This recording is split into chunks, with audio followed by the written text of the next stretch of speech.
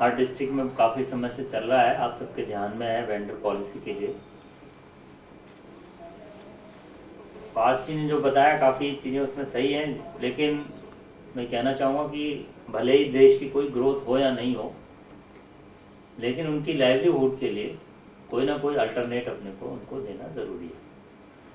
कोई मॉल में जा सकता है, नहीं जा सकता है, बट फ्लेक्सिबिलिटी ऑफ सेलिंग वो इनके पास सबसे ज़्यादा है। डोर टू डोर डिलीवरी कोई और नहीं दे सकता। इतने स्मॉल गुड्स हैं अपने देश में जिनकी ज़रूरत अभी भी लोगों को अपने घर के आसपास पड़ती है और उनकी हैबिट भी है। और सबसे बड़ी बात है कि गरीब हैं, वो सबसे गरीब सेगमेंट के लोग हैं, इसलिए उनको ऑप्शन और अल्टरनेट प्रोवाइड करवाना अपना काम है। दूसरी बात, इस काम के साथ हमें दूसरे लोगों के हित भी इसमें देखने हैं। वेंडर्स जो हैं वो इनडिसिप्लिन के कारण से ट्रैफिक में बहुत बड़ी हर्डल क्रिएट करते हैं।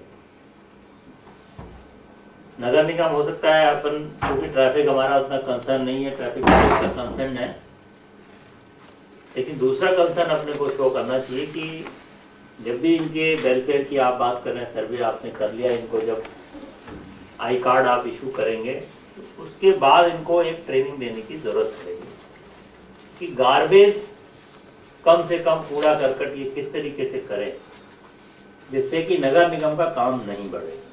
अगर आप इनको इस चीज़ पे थोड़ा मोटिवेट करेंगे, ट्रेनिंग देंगे इनकी, आपसे भी मेरा यही निवेदन है कि आप लोग सर्वे करने के साथ साथ जब भी इनसे बात करें तो इस ट्रेनिंग की बहुत बड़ी ज़रूरत है कि जो गार्बेज जनरेट होता है इनके पास या इनके कारण से, उसके लिए डायरेक्टली इनडायरेक्टली ये शामिल हो सकते हैं।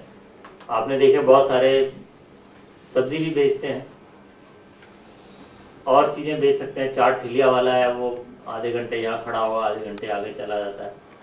तो इन सब चीज़ों के लिए ट्रेनिंग देना उनको बहुत ज़रूरी है। इसीलिए बहुत जगह लोग क्रिटिसाइज करते हैं वेंडर्स को कि ये आप गंदगी बहुत करते हैं, साफ़ सफाई नहीं इनके पास होती है। और क्योंकि डॉक्टर साहब बैठे हुए हैं, मैं एक और इशू है कि इनको हेल्थ के लिए एजुकेट करना बहुत ज़रूरी है कि जो ये आर्टिकल आइटम, फूड आइटम्स हों या कोई भी हों, जो भी ये बेचते हैं उनको किस तरह से साफ़ सुथरे तरीके से इनको बेचना चाहिए जिससे कि जो इनका कंज्यूमर है उसके पास भी किसी तरह की बीमारियां कैरी नहीं हो। खुद की हेल्थ के बारे में उनको बताना चाहिए। बहुत सारी चीज़ें, चाट भी बेचते हैं, पकौड़ी भी बेचते हैं, उनके हाथों के बारे में उनको किस तरह से क्लीनिंग होनी चाहिए, हाथ साफ स्वच्छ होनी चाहिए, नाखून कटे हुए होने चाहिए, क्योंकि वो जिस सेगमेंट का आदमी है उसका हेल्थ बहुत बड़ा इशू नहीं है। और ये अपने देश का, और जो गरीब देश हैं पास जी को हो सकता है पता हो कि करीब 50 से 60% बजट गरीब सेगमेंट में लोग अपनी हेल्थ पे खर्च करते हैं, जो बीपीएल हैं, गरीब हैं, केवल बीमारी के कारण।